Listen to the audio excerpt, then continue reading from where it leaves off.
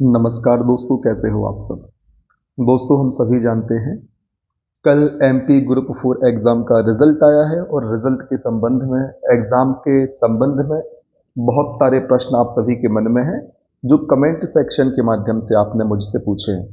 तो इस वीडियो को बनाने का पर्पस क्या है कि आपके उन्हीं सवालों पर चर्चा की जा सके और जो भी सवाल दोस्तों अब आपके मेरे पास आएंगे उनके लिए एक अलग वीडियो के माध्यम से डिस्कस करने का प्रयास किया जाएगा। तो फिलहाल जो अब तक का कमेंट हमारे पास आए हैं कि आखिर सर वेटिंग लिस्ट का क्या होगा, किस प्रकार से वेटिंग लिस्ट बनेगी, सर कट ऑफ कितना है, कैसा है, जो भी आपके सवाल हैं एक एक करके सारे सवालों पर यहाँ चर्चा की जाएगी। तो आपको अंत तक बने रहना है और बहुत ध्यान से अपने सवाल का जवाब सुनना है। तो सबसे पहले मैं उन सभी विद्यार्थियों को धन्यवाद देना चाहता हूं जिन्होंने मुझे शुभकामनाएं दी मेरे सिलेक्शन पर। तो अब सीधे आते हैं हम आपके सवालों पर। तो दोस्तों, एक सवाल मेरे पास आया कि सर मेरा selection SST steno grade D में हो गया है जिसकी सैलरी है 45,000 रुपये और यहां पर भी ग्रुप 4 में उनका 3600 ग्रेड पेपर चयन हुआ है। तो दोस्तों, जहां तक मैं समझ पा रहा हूं कि जो आपका एसएससी एग्जाम में सिलेक्शन हुआ है वह 2400 ग्रेड पेपर हुआ है और ग्रुप 4 में आपका सिलेक्शन 3600 ग्रेड पेपर हुआ है, क्योंकि एसएससी में 2400 ग्रेड पेपर आपकी सैलरी 45,000 के आसपास बनती है। ठीक, तो विस्तार से पहले हम 2400 और 3600 ग्रेड पेपर चर्चा कर लेते हैं ताकि आपका डाउट एकदम क्रिस्टल क्लियर हो जाए। तो सबसे पहले आपको यह जानना है कि जो 2400 ग्रेड पे की जॉब होती है उसमें जो बेसिक पे होता है वह 25,000 के आसपास होता है। 100-200 रुपये इधर उधर हो सकता है। और जो 3600 ग्रेड पे की जॉब है उसमें बेसिक पे आपका दोस्तों 36,000 के आसपास होता है। इनका का प्रश्न है कि इनका एसएससी स्टेनो ग्रेड डी में सिलेक्शन हुआ है और ग्रुप 4 में भी दोस्तों स्टेनोग्राफर या शीघ्र लेखक के पद पर 3600 ग्रेड पेपर चयन हुआ है। तो सबसे पहले इन्होंने कहा है कि सर मुझे क्या ज्वाइन करना चाहिए। मेरे घर वाले कह रहे हैं कि सर उनके लिए मध्य प्रदेश में ग्रुप 4 वाली जॉब ज्वाइन करनी चाहिए। तो सबके प्लस माइनस हम देख लेते हैं।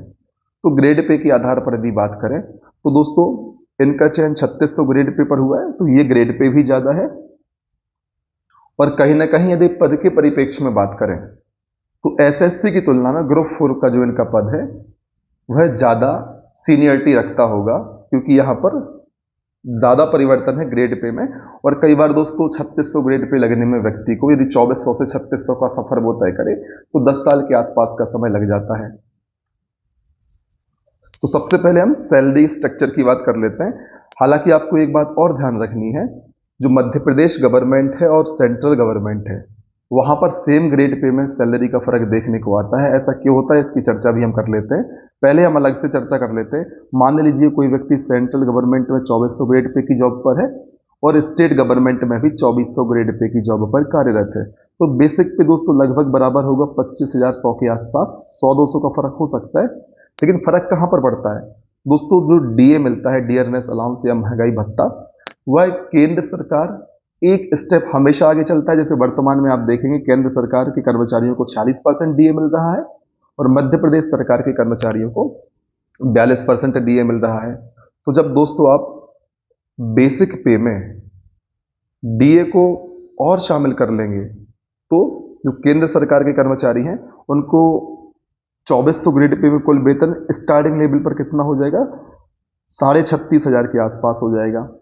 और इसी प्रकार से यदि हम बात करें मध्य प्रदेश के कर्मचारियों का 2400 ग्रेड पर ही यदि उसका हम डीए 42% जोड़े तो वेतन दोस्तों आपके लिए 35,500 के आसपास देखने को मिलता है।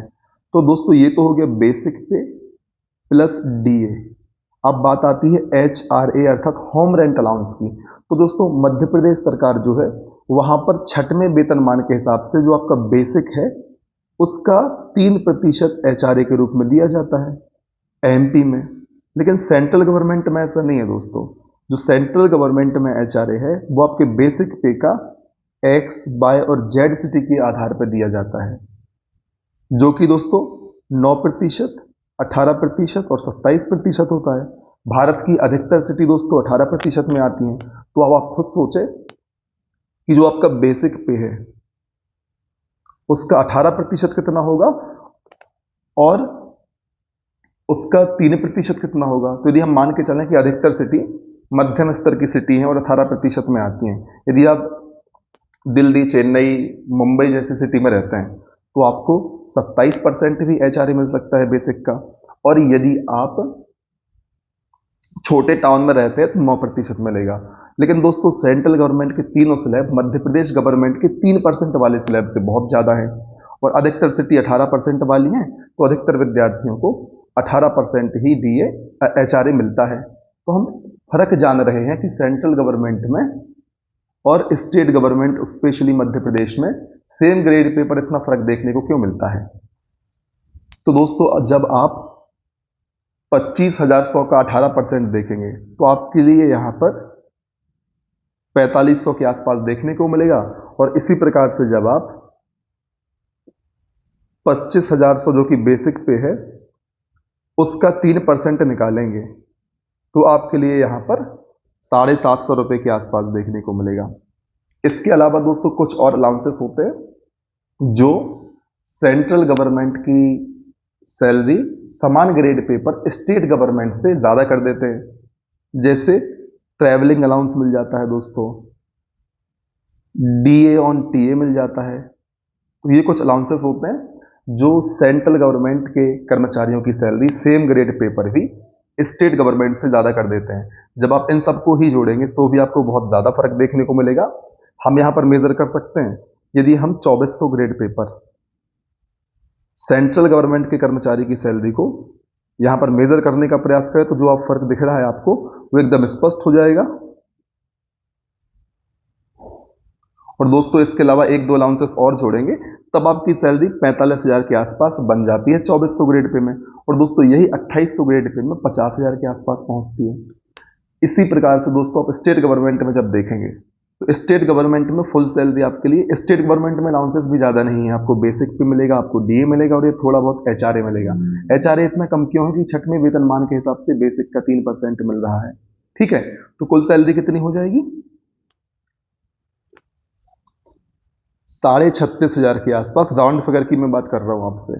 तो यहां पर फर्क क्यों देखने मिल रहा है, इसलिए देखने मिल रहा है। लेकिन यहां पर इनका प्रश्न क्या है कि इनका 3600 ग्रेड पेपर ग्रुप 4 में सिलेक्शन हुआ है और 2400 पर इनका SSC में ये है, तो कौन सा ज्वाइन करना चाहिए। तो मैंने आपको कहा और आपने भी कहा कि आपकी सैलरी 45,000 के आसपास SSC में बन रही है, तो दोस्तों 3600 ग्रेड पे में भी इनकी सैलरी 50,000 के आसपास बनेगी। एक चीज आपको ध्यान रखनी है, 3600 ग्रेड पे में आपका बेसिक पे लगभग 3600 होगा। जब आप इसमें मध्य प्रदेश सरकार के हिसाब से वर्तमान 42% DA जोड़ेंगे तो आपकी सैलरी 51,100 रुपए के आसपास बन जानी है। फिर HRA आपको 700-800 रुपए मिलेगा, तो कुल 52,000 के आसपास आपका मेन रहना है। इसमें 10% NPS और 1% आपका टैक्स कटता है, तो 45,000 45,500 के आसपास तो आपको यहां भी मिल जाने हैं। यहाँ 3600 में आपकी 52,000 बन रही है और यहाँ 2400 में दोस्तों 45,000 के आसपास पहुंच रही है। क्यों, इसका फर्क है HRA और कुछ छोटे मोटे अलाउंसेस, मेजरली HRA का फर्क पड़ता है। यदि यहां पर भी इनके लिए 18% HRA दे दिया जाए तो लगभग 7,000 रुपए इनकी सैलरी में और जुड़ जाएंगे दोस्तों, अर्थात इनकी सैलरी 60,000 के आसपास पहुंच जाएगी। लेकिन एक दिक्कत और है दोस्तों मध्य प्रदेश सरकार में, वर्तमान में यहां पर एक नियम चल रहा है कि पहले साल आपके लिए कुल बेसिक पे का 70% मिलेगा, उसके आधार पर DA मिलेगा। दूसरे साल 80% दिया जाएगा, तीसरे साल आपके लिए 90% और चौथे साल आपके लिए पूरी सैलरी 100% दी जाएगी। तो इस नियम को हमें ध्यान रखना है। यहां पर यदि बात करें ग्रेड पे के हिसाब से तो आपकी सैलरी तो 45,500 बन ही जानी है, काट पीट कर मैं बात कर रहा हूं। और 45,500 क्यों बन रही है लगभग 60,000 की जगह, क्योंकि यहाँ HRA कम दिया जा रहा है। दोस्तों विस्तार से यदि आप इस पर वीडियो चाहते हैं तो मैं डिटेल में एक video grade pay, HRA, DA इन सब पे बना दूंगा, आपको कमेंट सेक्शन में इस बात की चर्चा करनी है। तो यहां सिस्टम क्या है, यहां पर ये वाला नियम लागू है 70-80% का। तो जो आपका बेसिक है 36,000, उसका आपको पहले साल लगभग 70% मिलेगा और उसमें फिर आपको DA जोड़ना होगा। तो आपकी कुल सैलरी जो पहले साल बनेगी मध्य प्रदेश के नियम के हिसाब से 35,840 बनेगी। और इसमें फिर आपको 10% एनपीएस और 1% टैक्स वगैरह काट पीट के आपको जो एडहेंड सैलरी मिलेगी वह 32,000 के आसपास मिलने वाली है। तो यहां पर आपको देखने को मिल सकता है कि आपको शुरुआती तौर पर यहां सैलरी कम मिलेगी, लेकिन ग्रेड पे 3600 ज्यादा है। तो ये तो सैलरी की बात होगी। अब आप समझे होंगे कि मध्य प्रदेश में पहले साल जो बेसिक पे है उसका 70%, दूसरे साल 80%, जब चौथे साल पर आप जाएंगे तो आपको 3 इंक्रीमेंट लगा के आपका बेसिक पे 36,000 से बढ़कर 3% के 3 इंक्रीमेंट के बाद, और जो आपका डीए बढ़ता ही है साल में 2 बार, उसके आधार पर 60,000 के आसपास हो जानी है। और यहां पर आपको डायरेक्ट 45,000 के आसपास काट पीट के वही 40-41 के आसपास सैलरी मिलने वाली है। तो शुरुआती तौर पर तो आपको नुकसान लग सकता है मध्य प्रदेश में ग्रुप 4 की ज्वाइन करने में नौकरी, लेकिन यदि आप 3 साल बाद की कंडीशन देखें तो यहां पर आपका ग्रेड पे सेंट्रल गवर्नमेंट से बहुत ज्यादा है। और आपको जो इंक्रीमेंट लगने हैं हर साल 3-3% के लगते हैं, वो आपके बेसिक पेपर लगते हैं। तो आप 25,000 के आसपास का 3% निकालें और 36,000 के आसपास का 3% निकालें, तो ये गैप निरंतर बढ़ता जाना है। लेकिन मैं आपसे बार बार कह रहा हूं, यदि आप आज ज्वाइन करते हैं तो आपको आज लगेगा ऐसा कि 2400 ग्रेड पे में आपकी सैलरी ज्यादा बन रही है, 3600 ग्रेड पे में कम बन रही है। तो इस बात को आपको समझना है। और एक बात और यहां पर है वर्कलोड के ऊपर। तो वर्कलोड तो ठीक ठाक मात्रा में रहता है, उतना ज्यादा वर्कलोड भी नहीं रहता, एकदम हेक्टिक काम भी नहीं रहता है मध्य प्रदेश डिपार्टमेंट में। और जैसा कि आपने कहा कि आपको कौन सा विभाग मिल रहा है, पॉल्यूशन कंट्रोल बोर्ड। तो वर्कलोड, जैसे मैंने न्यायालय में काम किया हुआ है, तो वहां के कंपैरिजन में न्यायालय में काम ज्यादा है, इंटरेस्टिंग काम है, बहुत मजा आता है करने में। लेकिन वहां के कंपैरिजन में तो वर्कलोड आपको हर जगह मेरे हिसाब से कम देखने को मिलेगा। बहुत जिम्मेदारी वाला न्यायालय में काम होता है और बहुत बढ़िया मजा भी आता है काम करने में, ठीक है। तो वर्कलोड की तुलना हम ऐसे नहीं कर सकते कि एसएससी में ज्यादा होगा कि पॉल्यूशन कंट्रोल बोर्ड में सहायक ग्रेड 3 शीघ्र लेखक के पद पर ज्यादा होगा। लेकिन एक चीज और है, जब आप एसएससी में ज्वाइन करते हैं और एमपी गवर्नमेंट में ज्वाइन करेंगे तो इस बात की गारंटी रहेगी सारे जीवन भर आपको मध्य प्रदेश में काम करने का मौका मिलेगा एमपी गवर्नमेंट में। और एसएससी में दोस्तों इस बात की गारंटी नहीं होगी, हो सकता है आपको मध्य प्रदेश से बाहर भेज दिया जाए। और जब ग्रेड पे का ही फर्क है, यहाँ बेसिक पे 25,000 के आसपास बनना है, यहाँ 36,000 के आसपास बनना है, तो दोस्तों इंक्रीमेंट तो आपका जो हर साल 3% का लगना है और जो आपको डीए मिलना है और जो अदर अलाउंसेस मिलने हैं वो बेसिक पे पर मिलते हैं। तो जब आपका बेसिक पे ही ज्यादा होगा तो आपकी सैलरी निरंतर उसके आधार पर बढ़नी है। एसएससी में बेसिक पे आपका 24,000 है, मैं मानता हूं कि आपको एचआरए मिल रहा है ज्यादा, हो सकता है मध्य प्रदेश में भी नियम आए और 6वें वेतनमान का जो एचआरए लगता है वो लेटेस्ट 7वें वेतनमान का लगा दे और फिर वही नियम चालू हो जाए। और फिलहाल अभी आपको सैलरी कम दिख रही है क्योंकि 70-80-90% का नियम लागू है। जब चौथे साल आपको 100% सैलरी मिलेगी 3% इंक्रीमेंट के साथ, तो 3600 ग्रेड पे पर भी आपकी सैलरी एसएससी से ज्यादा हो जाएगी। जैसा कि मैंने आपसे कहा, अभी भी आपकी 51,200 के आसपास सैलरी यहां बन रही थी, 51,000 के आसपास, और एसएससी में 2400 ग्रेड पे पर आपकी 45,000 के आसपास बन रही थी। बस 70-80-90 के नियम के कारण आपको आपकी सैलरी कम दिखाई दे रही है, ठीक है। बस ये बात बिल्कुल श्योर है कि एमपी में 2400 ग्रेड पे और सेंट्रल में 2400 ग्रेड पे में बहुत ज्यादा फर्क है, 8 से 10,000 रुपए सैलरी का फर्क आ जाता है। तो उम्मीद है आपको सारी चीजें समझ में आई होगी विस्तार से। और एक चीज और मैं आपसे कह दूं कि मध्य प्रदेश सरकार में जब आप जॉब करेंगे तो आपको आपके गृह जिले में भी पोस्टिंग मिल सकती है, एसएससी में भी हो सकता है, लेकिन कोइंसिडेंस है आपको मध्य प्रदेश मिले फिर आपको गृह जिला मिले। लेकिन एमपी में एक बात तो फिक्स है कि आपको मध्य प्रदेश ही मिलेगा, फिर आपका विवेक है आप कहां पर ज्वाइन करना चाहते हैं। लेकिन बेसिक पे एक अच्छी खासी भूमिका रखता है। पता नहीं आगे चल के यहाँ के नियम चेंज हो जाएं और आपकी सैलरी में ड्रास्टिक परिवर्तन आए। कुछ फायदे मध्य प्रदेश के डायरेक्टली है कि आपको अपना स्टेट मिलना है। तो दोस्तों बहुत विस्तार से हमने इनके प्रश्न पर चर्चा की है। अब हम जल्दी जल्दी जो और ज्यादा महत्वपूर्ण प्रश्न है कि सर वेटिंग का क्या होने वाला है, उन सब के बारे में बात कर लेते हैं, ठीक है।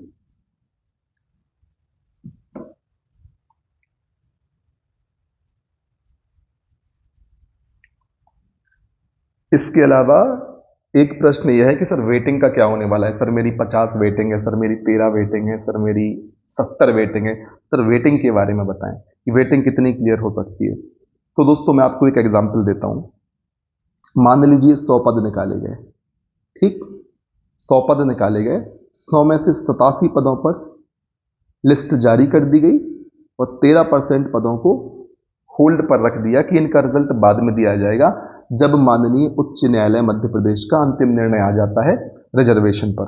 और दोस्तों जो 13 पद होल्ड किए गए, इनमें जनरल और ओबीसी दोनों में से किसी एक कैटेगरी को फाइनली सेलेक्ट किया जाएगा।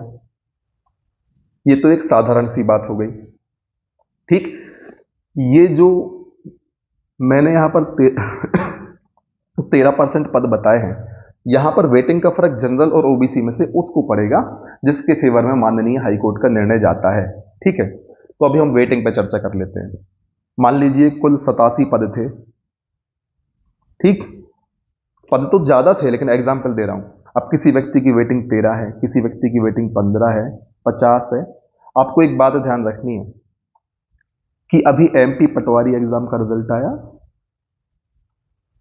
इसके अलावा वर्ग 1 का रिजल्ट आया, कृषि विकास विस्तार अधिकारी का रिजल्ट आया, इसके साथ साथ नर्सिंग स्टाफ का रिजल्ट आया, बहुत सारे रिजल्ट आए हैं।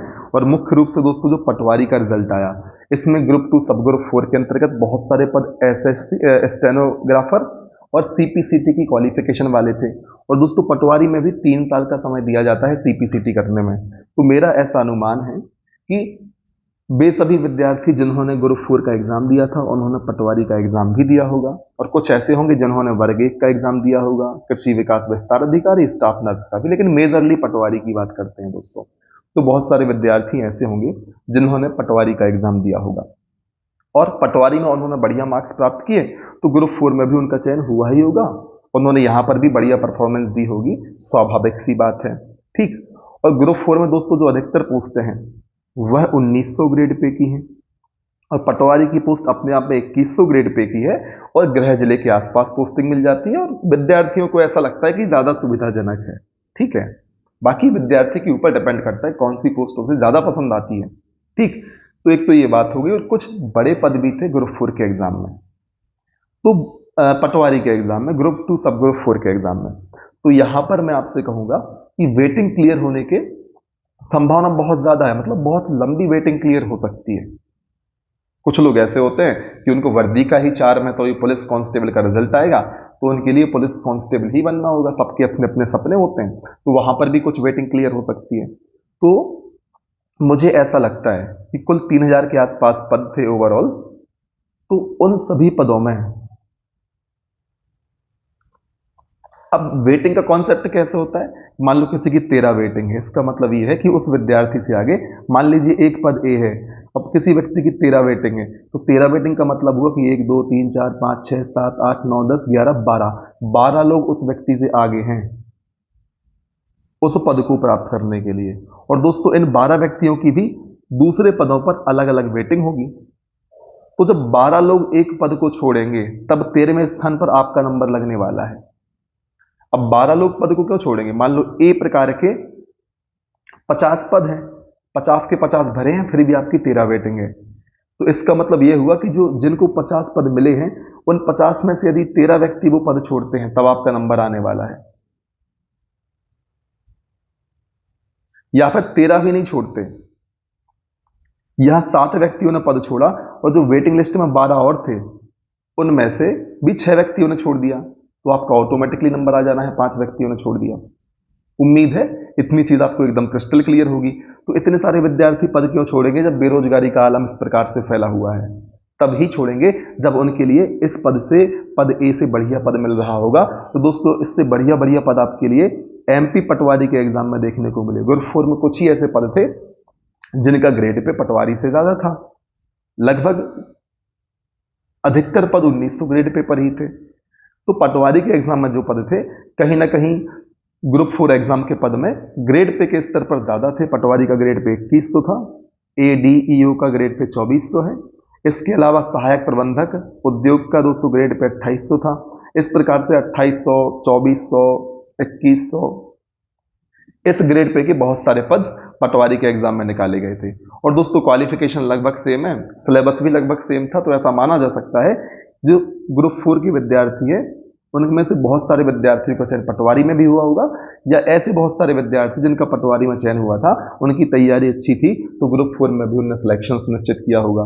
अब दोस्तों डॉक्यूमेंट वेरिफिकेशन एक साथ हो रहा है, ठीक है, तो बहुत सारे विद्यार्थी पटवारी ज्वाइन कर लेंगे। तो एक तो ये सिस्टम बनता है कि पटवारी ज्वाइन करेंगे तो ग्रुप 4 में जो आपकी वेटिंग है बहुत ज़्यादा क्लियर हो सकती है। और दूसरी बात होती है डॉक्यूमेंट वेरिफिकेशन में भी बहुत सारे विद्यार्थी बाहर होते हैं, तो इस संभावना को ग्रुप 4 में हम कम मानेंगे। तभी हो सकता है जब संविदा की पोस्ट थी, किसी व्यक्ति ने संविदा पर टिक कर दिया, उसके पास योग्यता नहीं थी, तो योग्यता के आधार पर वो चीज़ आपको देखने को मिल सकती है। लेकिन हम बात कर रहे हैं जो सामान्य पद हैं उनकी, सामान्य पद में इस प्रकार की गलतियां थोड़ी ना होती है। सामान्य क्वालिफिकेशन सबके पास होगी, धोखे से टिक वहां होगा जहां ध्यान ना जाए। और ग्रुप 4 का एग्जाम तो दोस्तों graduation, CPCT, computer diploma plus stenographer वाला है, तो यहां पर तो समझ में आती है कि ये जनरल क्वालिफिकेशन है, तो डॉक्यूमेंट वेरिफिकेशन में उतनी समस्या नहीं गई होगी। लेकिन दूसरे एग्जाम में जिन विद्यार्थियों को चयन हुआ होगा, जो एडीईओ बने होंगे, जो पटवारी बने होंगे, जो अलग अलग 2800 ग्रेड पे की पोस्ट पर गए होंगे, तो उनका पद रिक्त होगा, तो ग्रुप 4 के एग्जाम में वेटिंग क्लियर होनी है। अब कितनी वेटिंग क्लियर हो सकती है दोस्तों, इस बारे में कोई भी व्यक्ति अनुमान नहीं लगा सकता। बस मैंने आपको यह बताया कि सामान्यतः जितनी वेटिंग एग्जाम में क्लियर होती है, आपको ध्यान रखना है सामान्य स्थिति से ज्यादा वेटिंग आपको इस बार क्लियर होती नजर आएगी, इस बात को ध्यान रखना है।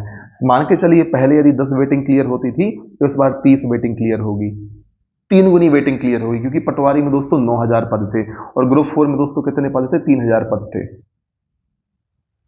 तो बहुत सारे ऐसे विद्यार्थी जो पटवारी में चयनित है, क्योंकि पटवारी का एग्जाम फंस गया था, तो उन्होंने फिर ग्रुप 4 की ओर अपना रुख किया था और वहां सिलेक्शन सुनिश्चित किया है। मुझे तो लगता है सामान्य स्थिति से 4 से 5 गुनी ज्यादा वेटिंग भी क्लियर हो सकती है। तो जो जिनकी वेटिंग दोस्तों 10 है, 20 है, 30 है, 40 है, मेरे हिसाब से इनकी प्रबल संभावनाएं वेटिंग क्लियर होने की आने वाले समय में, बस आपको इंतजार करना है, और इससे भी ज्यादा वेटिंग क्लियर हो सकती है। और एक चीज और मैं आपसे कहूंगा, यह मेरा अनुमान है, इसको आप अंतिम ना माने। अब बात कर लेते हैं दोस्तों कट ऑफ की। तो आपसे मैंने पहले ही कहा था, कुछ दिन पहले, 2 दिन पहले मैंने वीडियो बनाया था कि जनरल का कट ऑफ 79 मैंने आपसे कहा था कि 79 से ज्यादा नहीं जाएगा, और मैंने इस प्रकार से कहा था कि 79 वाले विद्यार्थी को कोई ना कोई पद जरूर मिलेगा। ऐसा नहीं कि कोई किसी विद्यार्थी के 79 मार्क्स से वो बाहर हो जाए। तो दोस्तों आज भी आप देख सकते हैं कि 79 वाला विद्यार्थी किसी न किसी पद पर है। मैंने कहा था इससे ज्यादा कट ऑफ नहीं जाएगा, इससे कम भला चले जाए, ठीक। तो ये ऐसा मेरा मानना उस समय था। अब दोस्तों हम बात करते हैं आपके दूसरे सवाल की। एक सवाल है कि किसी पर्टिकुलर एक विद्यार्थी को कोई पोस्ट मिली है, नहीं सीधे कमेंट ले लेता हूं मैं। यहां पर एक कमेंट है कि वेटिंग लिस्ट किस प्रकार से तैयार की जा रही है, वीडियो के माध्यम से समझाएं, क्योंकि एक विद्यार्थी है, उनका मेरिट प्रथम के अलावा भी करीब 14 अलग अलग पोस्ट कोडों पर वेटिंग दिख रहा है। तो सवाल क्या है कि जो मेरिट लिस्ट है वो कैसे तैयार की जाती है, तो आपको ध्यान रखना है। अब मैं आपको समझाता हूं। मान लीजिए 10 पद हैं, post A, B, C, D, E, F, G, H, I, जे। मान लीजिए ये कुल पद है किसी एग्जाम के लिए, कुल 10 पद हैं। अब विद्यार्थियों ने अपनी प्रेफरेंस भरी, किसी ने इसी क्रम में मान लो प्रेफरेंस भर दी, A B C D E F G H I J तक अपनी प्रेफरेंस भरी। अब वेटिंग लिस्ट कैसे तैयार होती है, और मान लो आपकी प्रेफरेंस के हिसाब से आपका सिलेक्शन पद पोस्ट कोड डी के लिए हुआ है, डी पोस्ट पर आपका चयन हो गया। तो दोस्तों जिस पोस्ट पर आपका चयन हुआ है उससे ऊपर के जो पद आपने फिल किए थे प्रेफरेंस में, आपकी शुरुआती प्राथमिकताएं थी, उनमें आपकी वेटिंग दिखाई देती है। जो आपकी नीचे की प्राथमिकताएं हैं उनमें आपकी वेटिंग दिखाई नहीं देगी। इस बात को आपको ध्यान रखना है, क्योंकि नीचे वाले पद को आपने कम प्राथमिकता दी थी और आपको उससे ऊपर का पद मिल गया है, तो जो नीचे वाले पद हैं वो तो ऑटोमेटिकली गायब हो जाएंगे, उनमें आपकी वेटिंग नहीं दिखाई देगी। और जो ऊपर वाले पद हैं उसमें वेटिंग क्यों दिखाई देगी, ये आप उन पदों को पाना चाहते थे, उन पदों के अभिलाषी थे। तो यदि ऊपर के पद खाली होते हैं, किसी भी कारण से विद्यार्थी ज्वाइन नहीं करते, तो ऊपर की ओर आपकी वेटिंग शिफ्ट होकर क्लियर होगी। इसलिए दोस्तों आपकी वेटिंग अलग अलग पदों पर दिखाई देती है। मान लीजिए इन्होंने कहा कि जो इनका प्रश्न था, उन्होंने कहा है कि उनकी एक मेरिट प्रथम भी आई है और इसके अलावा करीब 14 अलग अलग पोस्ट कोड पर वेटिंग दिख रही है। तो इनकी 14 पदों पर वेटिंग क्यों दिख रही है, क्योंकि इनकी जिस पोस्ट पर फर्स्ट मेरिट आई है, उसके ऊपर इन्होंने 14 दूसरी पोस्टें भरी होगी, बाकी भी तो 100-200 पोस्टें थी, उसमें वेटिंग क्यों नहीं है? क्योंकि उन्होंने वो नीचे दिए थे, उनको जो पद मिला है उससे कम प्राथमिकता दी थी। तो जब उनसे कम प्राथमिकता से ऊपर वाला पद मिल गया तो वो तो खत्म ही हो जाते हैं। लेकिन जो आपकी और आकांक्षा है दूसरे पद प्राप्त करने की ऊपर वाले, वहां आपकी वेटिंग दिखाई देती है। और मान लो ऊपर का कोई विद्यार्थी उनको छोड़ता है तो वो पद आपको मिल जाएगा। तो आप इस चीज को देख सकते हैं। इसी प्रकार से एक चीज और हो सकती है, मान लीजिए कोई जनरल का विद्यार्थी है और उसका ईडब्ल्यूएस से चयन हुआ है, मतलब ईडब्ल्यूएस का विद्यार्थी है, उसका ईडब्ल्यूएस में चयन हुआ है और जनरल में भी सेम पद खाली था। तो दोस्तों वहां पर आपकी फिर इस प्रकार से वेटिंग दिखाई दे सकती है कि ईडब्ल्यूएस में आपकी मेरिट है और जनरल में आपकी वेटिंग है उस पद के लिए। इसी प्रकार से ओबीसी का एससी एसटी का भी हो सकता है कि ओबीसी से कोई विद्यार्थी सिलेक्ट हुआ है तो जनरल में भी उस पद के लिए उसकी वेटिंग दिखाई जाती है। तो उम्मीद है आपको मेरिट लिस्ट वाला कॉन्सेप्ट समझ में आया होगा। यदि ऐसा है तो कमेंट सेक्शन में मुझे जरूर बताएं। ठीक, अब एक प्रश्न था कि सर आप अभी कहां पर पोस्टेड हैं? तो दोस्तों मैं आपको बता दूं, वर्तमान में मैं सतना जिला न्यायालय में अपनी सेवाएं दे रहा हूं। ठीक है, फिर इसके अलावा सर मेरी मिनिमम 22 वेटिंग है, क्या चांस है? मेरे हिसाब से तो फुल चांस है, बस आपको धैर्य के साथ इंतजार करना होगा। एक प्रश्न और है कप्तान मौर्य जी का, ये हमारे एमपीपीएससी सीरीज के स्टूडेंट हैं। उन्होंने कहा है कि सर जी इस वैकेंसी में कौन कौन अप्लाई कर सकता है, प्लीज वीडियो बना के समझा दो। तो इनको मैं सामान्य रूप से इस वीडियो में समझा देता हूं, फिर अलग से विस्तार से हम चर्चा कर लेंगे। तो जो ग्रुप 4 का एग्जाम है मुख्य रूप से स्टेनोग्राफर और क्लरिकल पदों पर नियुक्ति के लिए होता है। तो जब आप क्लरिकल पद पर जाना चाहते हैं, जैसे डाटा एंट्री ऑपरेटर हो गया, सहायक ग्रेड 3 हो गया, तो यहां पर क्वालिफिकेशन के रूप में ग्रेजुएशन प्लस सीपीसीटी, दोस्तों सीपीसीटी कंप्यूटर डिप्लोमा होता है जो नहीं जानते, plus computer proficiency certification test होता है जिसमें टाइपिंग स्पीड के लिए मेजर किया जाता है, प्लस कंप्यूटर डिप्लोमा डीसीए या पीजीडीसीए आपसे मांगा जाता है। और यदि आप वहीं शीघ्र लेखक के पद पे या स्टेनोग्राफर के पद पे जाना चाहते हैं तो इन 3 योग्यताओं के अलावा आपसे स्टेनोग्राफी का डिप्लोमा भी मांगा जाता है। तो ये कुछ बेसिक योग्यताएं होती हैं। इसके अलावा दोस्तों अलग अलग पद और होते हैं छोटे छोटे, जिसमें ग्रेजुएशन के साथ आपसे लाइब्रेरियन का डिप्लोमा मांग लेते हैं, या 12वीं में आपने बायोलॉजी सेक्शन से 12वीं कर रखी हो, ऐसे ऐसे पद भी निकलते हैं। मुख्य रूप से सीपीसीटी और स्टेनोग्राफी वाले पद ग्रुप 4 में निकाले जाते हैं। तो ये योग्यता होती है इस एग्जाम के लिए।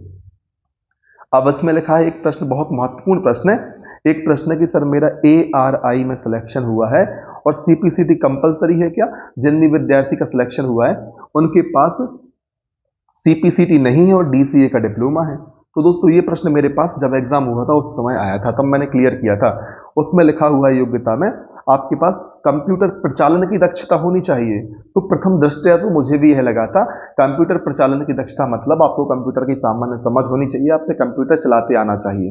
लेकिन एक कंडिका नोटिफिकेशन में ऐसी थी जिसमें लिखा हुआ था कि कंप्यूटर प्रचालन की दक्षता से आशय होगा सीपीसीटी। तो वहां पर तो दोस्तों उन्होंने ऐसा लिखा था कि सीपीसीटी आपको चाहिए ही पड़ेगी उस कंडिका के हिसाब से। शायद वो कंडिका 9 के आसपास से आपको नोटिफिकेशन में देखनी होगी, लेकिन ऐसा लिखा हुआ था। फिर अब दोस्तों यह डॉक्यूमेंट वेरिफिकेशन पर निर्भर करता है कि वो आपको कंसीडर करते हैं कि नहीं। बाकी नोटिफिकेशन में तो कंप्यूटर प्रचालन की दक्षता से आशय ही माना है सीपीसीटी की सर्टिफिकेट। तो इस चीज को आपको ध्यान रखना है। ठीक, फिर यहां पर लिखा हुआ है कि सर आपके इस पद के लिए क्वालिफिकेशन में स्टेनो भी था, जो पद मुझे मिला हुआ है गृह निर्माण एवं अद्भुत संरचना मंडल भोपाल में। तो नहीं दोस्तों, उसमें graduation plus CPCT plus computer diploma ही योग्यता के रूप में मांगा गया था। मेरा पद सीपीसीटी वाला नहीं है और कुल 3 पद ही मेरे हिसाब से जो मुझे मिल सकते थे वो खाली थे, उसमें से मुझे एक पद मिल गया। ठीक, और मेरे जो प्रोपोर्शनल जो मार्क्स थे 88.29 थे प्रोपोर्शनेट मार्क्स, थोड़े से घटा के इन्होंने 86 कर दिए।